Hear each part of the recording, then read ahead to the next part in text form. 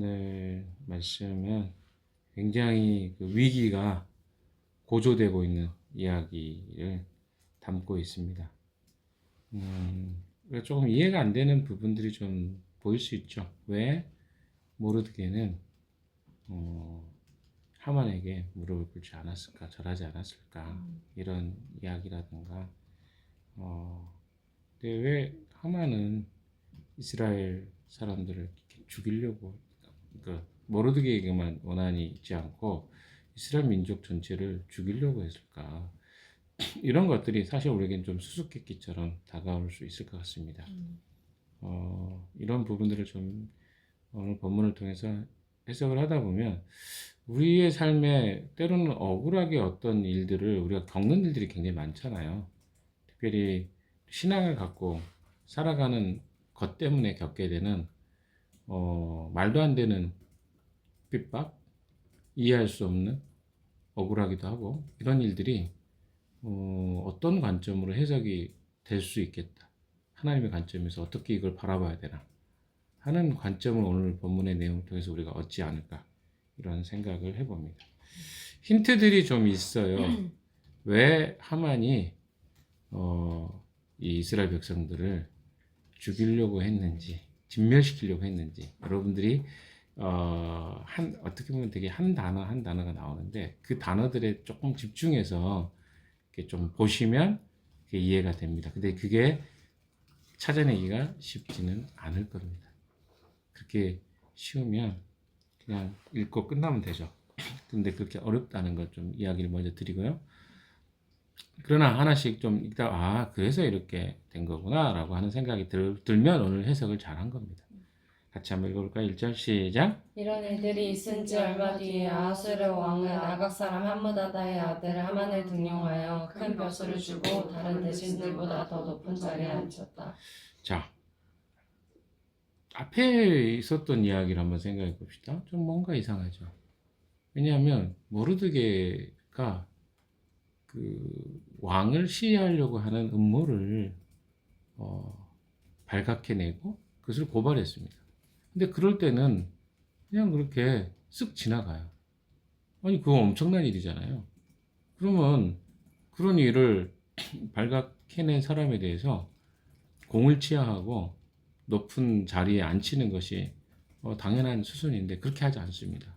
근데 뜬금없이 3장에 보시면 이런 일이 있은 다음에라는 거죠.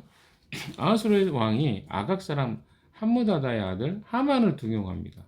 큰 벼슬을 주고 다른 대신들보다 더 높은 자리에 앉히게 되죠. 조금 어떤 공적을 했는지는 그 하만이 그렇게 했는지 안 나와요. 왜 그 높은 자리에 그러니까 이런 것들이 생략돼 있어요. 왜 그럴까? 생략돼 있는데 그거는 여기에서 설명하지 않고 있습니다. 아까 이야기했던 모르드게가 왜 하만에게 절하지 않았는지도 설명하지 않아요. 힌트만 남겨놔요. 자, 그러면 우리가 힌트를 여기서 하나 찾아야 돼요. 자, 어떤 힌트가 있을까요? 3장의 1절에 보면 아각 사람이라는 단어를 조금 여러분이 기억해 두시면 좋습니다. 이 사람이 아각 사람이구나. 근데 이 아각 사람이 누군가를 우리는 지금 잘 모르죠. 좀 이따 이야기를 좀 하겠습니다. 아각 사람이라는 그 단어가 하만이 왜 이스라엘 백성을 싫어했는지의 원인이에요. 네, 이해되시죠? 그건 좀 정리해 놓고 들어갑시다. 근데 우리가 아까 얘기했던 것처럼 하만은 특별한 어떤 것은 언급되어 있지 않는데 높은 자리에 올라갑니다. 다른 대신보다 더 높은 자리에 올라갔다. 이게 1절 이야기죠. 2절도 같이 읽어봅시다. 시작. 대궐문에서 근무하는 근무하는 신하들은 신하들은 하만이 하만이 드나들 때마다 모두 꿇어 엎드려 절을 하였다. 하만을 그렇게 대우하라는 왕의 명령이 있었기 때문이다. 그러나 모르드게는 무릎을 꿇지도 않고 절을 하지도 않았다. 예. 여기는 아까도 이야기했던 것처럼 왜 하만에게 무릎을 꿇지도 않고 절하지도 않았을까? 이런 것들이 이제 생략되어 있단 말이에요. 그러나 모르드게는 하만을 높이기를 일단 거절합니다. 뭐 아마 개인적으로 내가 저 사람한테 절을 해야 될 만큼 굽신굽신 해야 될 만큼 뭐 그런 일을 한 사람도 아니고 정당한 그런 존경심을 받을 만한 행위를 안 해서 그럴 수도 있어요. 그러나 그건 설명이 안 돼 있기 때문에 우리가 추측할 뿐이죠. 자, 근데 이게 문제가 돼 버립니다. 3절에 같이 읽어볼까요? 시작. 모르드게가 그렇게 하니 대궐문에서 근무하는 왕의 신하들이 모르드게를 나무랐다. 어찌하여 왕의 명령을 지키지 않소. 그렇죠. 우리도 여기서 퀘스천인데 왜 그랬을까? 모르드게는 그거 알았을 건데 궁궐에서 왕이 명령해가지고 하만을 높인 것도 알 건데 왜 이렇게 했을까? 이거는 좀 긴장감이 높아지는 이유 중에 하나죠. 이유가 있겠죠. 그러나 여기 나와 있지 않기 때문에 우리는 호기심이 가질 뿐입니다. 그래서 사실은 모르드게는 왕에게 암살할 사람을 음모를 밝혀냈던 사람임에도 불구하고 어떤 정당한 대우를 받지 않았는데 하만은 그렇지 않은 사람인 것 같은데 그런 자리에 올라가서 이렇게 하는 것이 기분이 나빴을 수도 있겠죠. 뭐 이거는 추측이지만 어찌됐든 부하들이 모르드게의 일을 하만에게 고합니다. 그래서 하만이 모르드게에게 행한 것은요 마치 와스디 왕후가 그 아하수르의 왕에게 그 굴복하지 않았을 때 했던 행동과 유사한 행동을 해요. 왜? 그걸 죽여버리려고 하잖아요. 제거시켜버리는 것으로 행동하는 걸 보면 압니다. 자, 4절 같이 읽읍시다. 시작. 그들이 날마다 모르드게를 타일렀으나 모르드게는 그들의 말을 듣지 않았다. 마침내 그들은 하만에게 이런 사실을 알렸다. 그들은 모르드게가 스스로 유다 사람이라고 말한 적이 있으므로 그의 이런 행동이 언제까지 용납될 수 있는지 두고 볼 셈이었다. 그러니까 유대인이라는 것을 말한 적이 있었기 때문에 네가 무슨 빽이 있나 보자 뭐 이런 식으로 생각을 한 것 같습니다. 5절도 한번 읽어볼까요? 시작. 하만은 모르드게가 정말로 자기에게 무릎을 꿇지도 않고 자기에게 절도 하지 않는 것을 보고 화가 잔뜩 치밀어 올랐다. 예. 여기서 보면 모르드게가 노골적으로 저항하는 모습을 보일 때 하만이 모르드게와 유대 백성을 아주 개인적인 어떤 복수심을 품게 되는 계기가 나옵니다. 자기 무릎도 안 꿇고 자기 절도 하지 않아요. 그리고 화가 난 거예요. 그게 화가 난 거예요.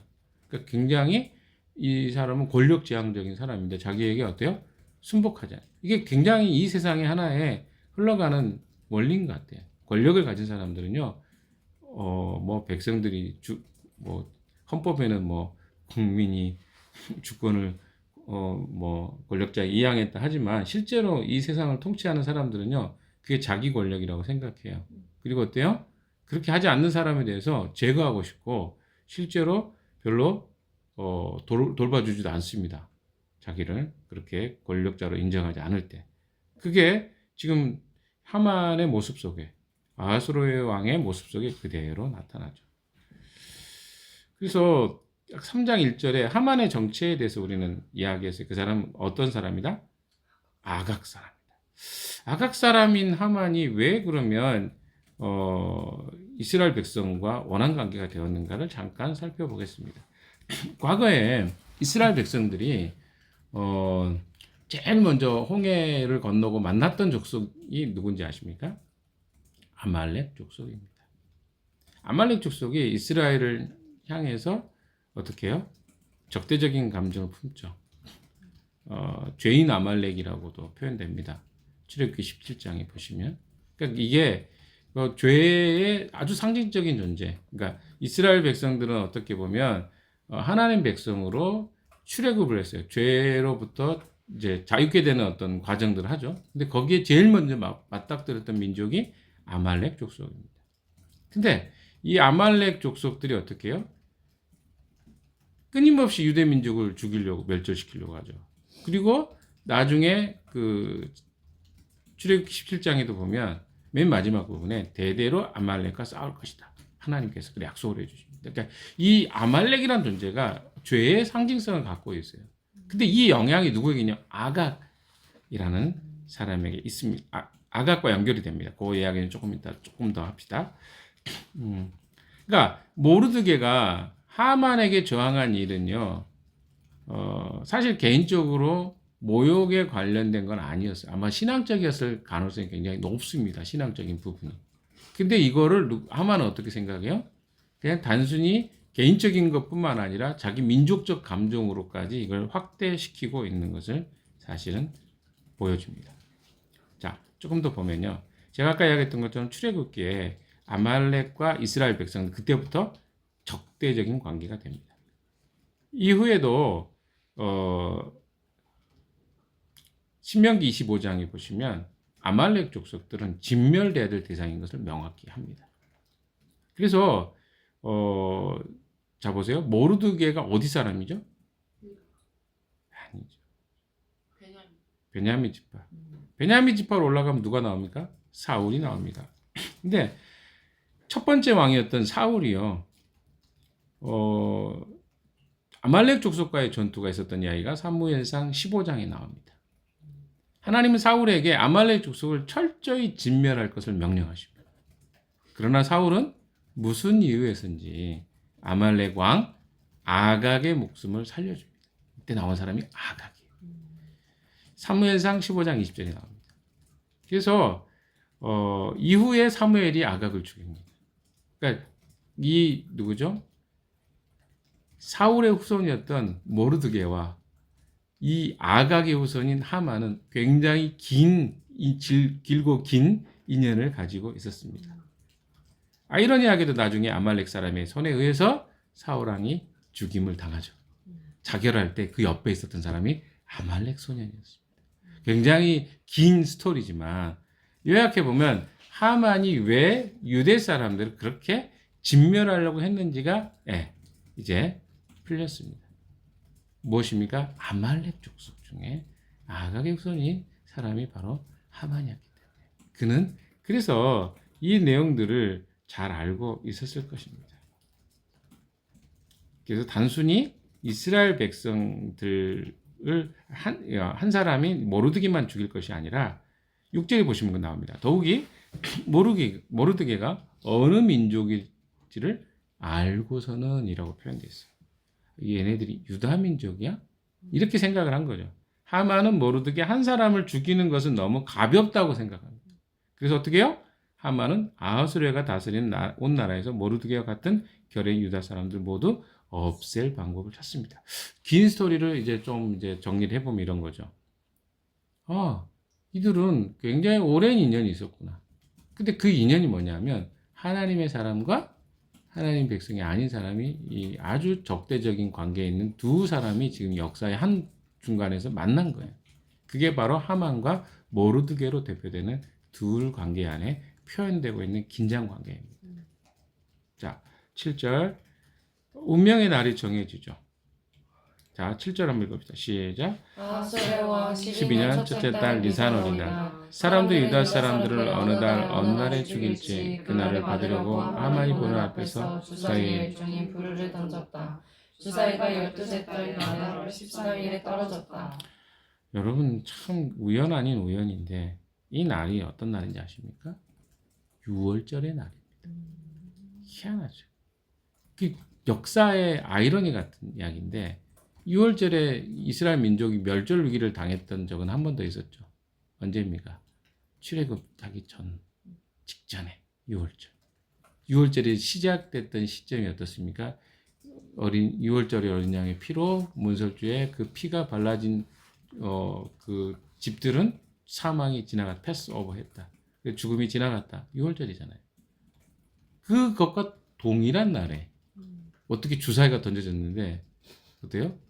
죽어야 될 날에 원수가 멸절을 당하는 그게 불임절의 기원입니다. 부르라는 주사위가 던져졌는데 그 부르가 불임절 발음도 똑같죠 거의. 그래서 이 불임절의 기원이 바로 이 주사위로부터 나온 거예요. 여러분들이 대단히 우연스럽지만 역사에 우연은 없다는 사실을 기억하시기 바랍니다. 부르라는 것은요 물건을 가지고 이게 주사위 같은 건데 점을 칠 때 사용했던 주사위 같습니다. 그래서 유대인들이 이 불임절이라고 했을 때 이 부르에서 이름이 따온 것인데요.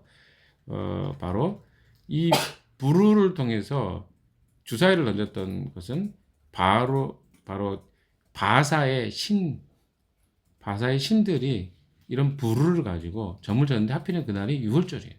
이거 어떻게 보면 참 신기한데 그 역사의 이것들이 그 하나님과 그 바하사의 신과의 충돌의 사건이기도 하고 하나님 백성과 그 대적대적인 세력과의 충돌 이 두 가지가 같이 이 사건 안에 나타나. 그래서 하나님이라는 단어가 나오지 않지만 여기에는 여러 가지의 그 의미들이 혼재되어 있습니다. 그러니까 역사 이 에스더서에서는요 하나님이 등장하지 않아요. 그러나 하나님의 역사가 그 보이지 않는 손 가운데 일하고 있는 것이 가장 잘 드러나는 서신 중에 하나가 바로 에스더서입니다.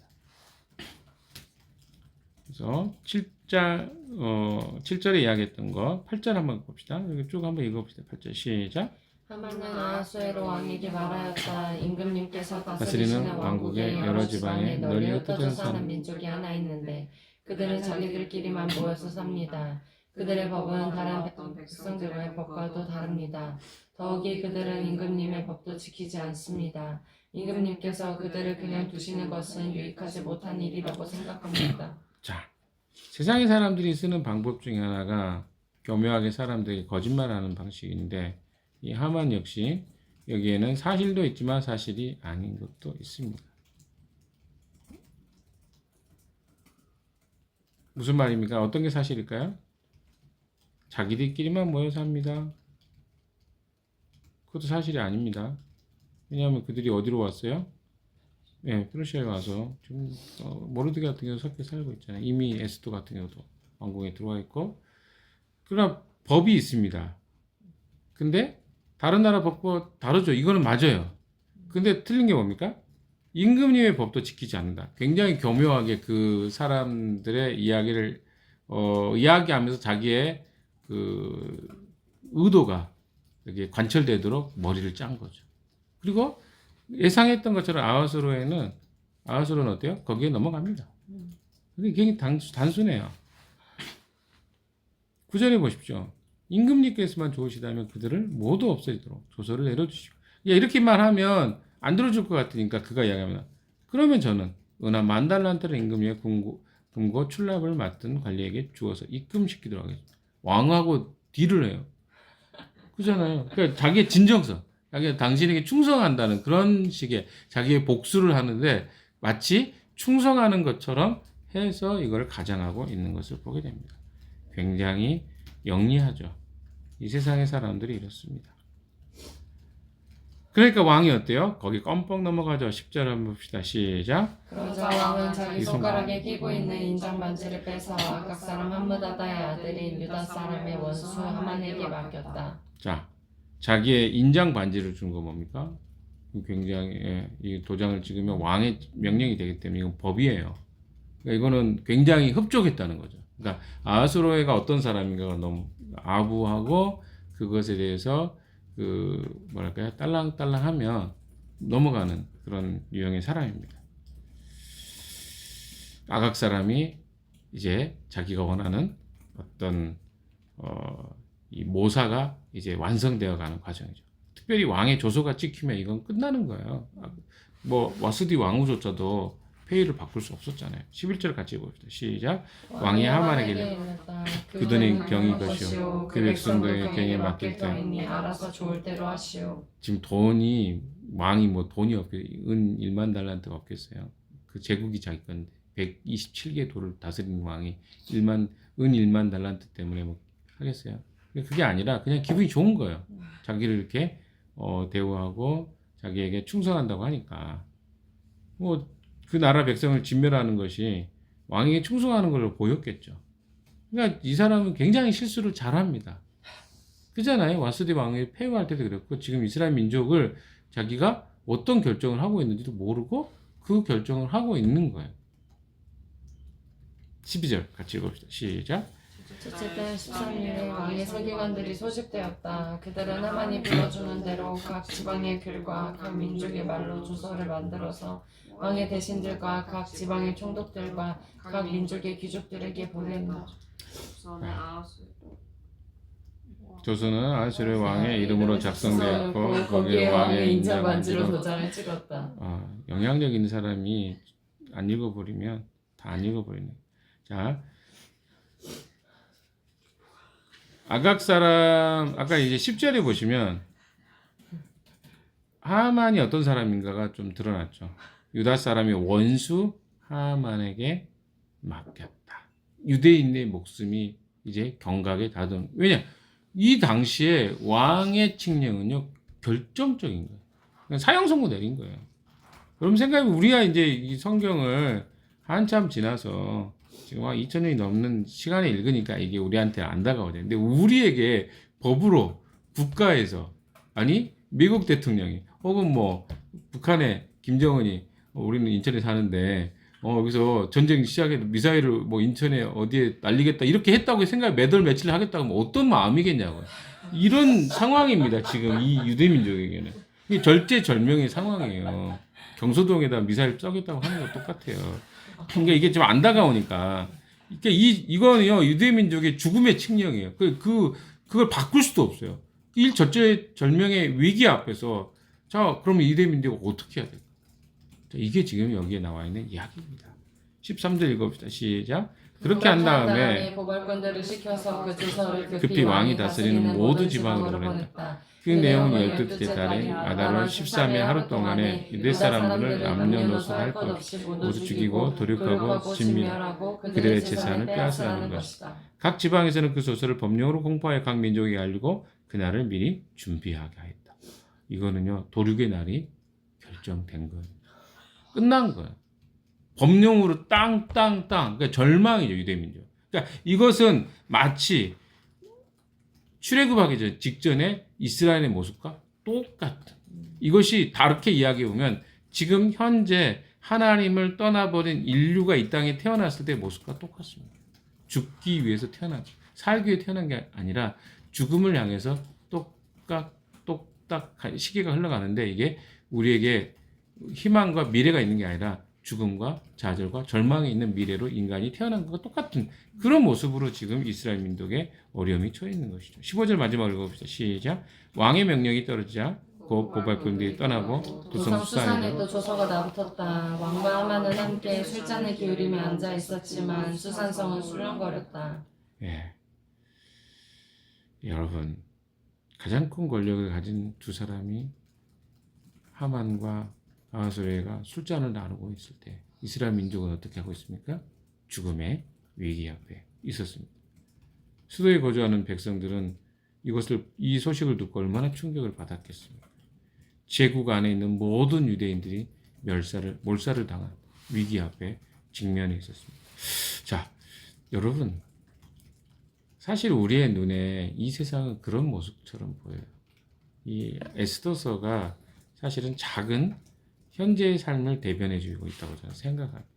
물론 이렇게 긴박하게 우리가 느끼지 않을 수 있어요. 현재의 삶을. 그러나 사실은 우리의 삶 속에 이런 모습이 얼마나 많이 있는지. 왜? 예기치 않은 상황이 우리에게는 뻥뻥뻥 터지잖아요. 나의 생각과 전혀 다른 악한 음모가 내가 모르는 사이에도 지금 발생하고 있습니다. 그리고 전쟁의 위협도 있고요. 그렇지 않습니까? 이스라엘 전쟁, 또 러시아의 전쟁, 우리도 북한이라는 이 휴전의 상태에서 언제 전쟁이 일어날지 모르는 그런 불안함과 두려움의 공포와 삶을 살아가고 있습니다. 꼭 뭐 북한만이 아니라 우리 삶에 언제든 우리는 죽을 수도 있는 그런 일들, 뭐 교통사고도 있었고 또 어떻습니까? 우리 삶에 건강의 문제는 어떻습니까? 언제든지 우리의 삶에는요 이런 말도 안 되는 일들이 뻥뻥 터질 수 있는 두려움과 불확신 속에 우리는 살아갑니다. 그래서 우리의 신앙과 우리의 삶이 허물어지기 너무 쉬운 환경 속에 놓여 있습니다. 근데 우리는 그럼 하나님은 어디 계실까? 사실 에스더서는 이런 이야기입니다. 하나님은 어디 계시지? 이런 두려움 속에. 근데 중요한 건 제가 계속 이야기하지만 이 역사에 마치 숨지기고 아무런 관심도 없는 것처럼 보이지 않는 이 참담한 현실 속에서 하나님은 조용히 그 백성과 그 민족을 지키시고 구원할 계획을 세워가고 계신 것을 우리는 믿어야 합니다. 왜? 이 뒤의 이야기들이 그렇게 진행되기 때문에 그렇습니다. 그러니까 우리의 삶 가운데 보여지는 것들은 되게 좌절적이고 절망적이고 맨 속고 속임을 당하는 시간 속에 있는 것 같지만 하나님은 늘 선하신 분으로 그 백성에게 선한 것들을 주시려고 하시고 그 백성을 지키시고 보호하시는 일에 제가 주일날 설교도 드렸습니다. 지키시고 보호하시는 그 계획을 늘 고민하셔요. 내가 얘를 어떻게 지켜야 되지? 내가 어떻게 이 자녀들을 보호할 것인가? 이게 하나님의 고민이에요. 근데 우리는 그걸 못 느끼니까 하나님은 아무 일도 안 하신다고 생각하는데 그렇지 않습니다. 그래서 우리가 현재 내가 어떤 일을 겪고 있는지 이제 올 한 해를 마감하면서 여러분 여러 가지 고민들이 내 인생을 어떻게 하는 결혼을 할 수 있을까? 응? 사랑방은 탈출을 할 수 있을까? 뭐 이런 고민을 할지 모르겠어요. 부럽기도 할 수도 있고 나가는 사람이. 근데 여러분 그렇지 않아요. 하나님은요 우리가 고민한 것보다 훨씬 더 주무시지도 않고 졸지도 않고 나의 삶에 내가 불안해하는 이 모든 것들을 뛰어넘어서 일하고 계십니다. 그래서 우리가 보지 못할 뿐이죠. 그것을 바라보고 믿는 것이 신앙입니다. 에스더서는 그것을 우리에게 가르쳐주기 위해서 기록한. 지금 이 긴장감이 막 고조가 되잖아요. 카타르시스가요 어떨 때 생깁니까? 긴장감이 극도로 고조됐다가 딱 그게 해소될 때 카타르시스가 있는 거죠. 하나님 그런 것들을 지금 우리에게 보여주기 위해서 긴장감을 차별로 지금 높여가고 있는 것을 보게 됩니다. 일부러 한 게 아니에요. 우연히 일어난 것 같지만 하나님의 섭리 가운데 있다. 이것을 믿는 것이 신앙입니다. 오늘 하루도 여러분의 인생 가운데 일어나고 있는 일들이 답답하십니까? 이 에스더서를 읽으면서요. 발음이 이상하네. 에스더서를 읽으면서 하나님의 섭리를 기대하십시오. 좀 3장에 너무 멈춰 있으니까 그렇죠. 뒤로 그런 좀 읽어보세요. 하나님 어떻게 일하시죠? 하나님은요 정말 신기한 방법으로 그 좌절과 절망을 희망과 소망으로 바꾸십니다. 그게 바로 에스더서를 읽을 때 우리가 느끼는 쾌감이죠. 카타르시스죠. 아무튼 이 성경을 3장에서 멈추지 마시고 계속 읽으십시오. 자주 읽다 보면 이 하나님 이런 분이시네. 이걸 우리가 보게 될 것입니다. 오늘 하루도 그 하나님과 함께하는 동행한 여러분 되시기를 주님의 이름으로 축원합니다. 네, 기도하겠습니다.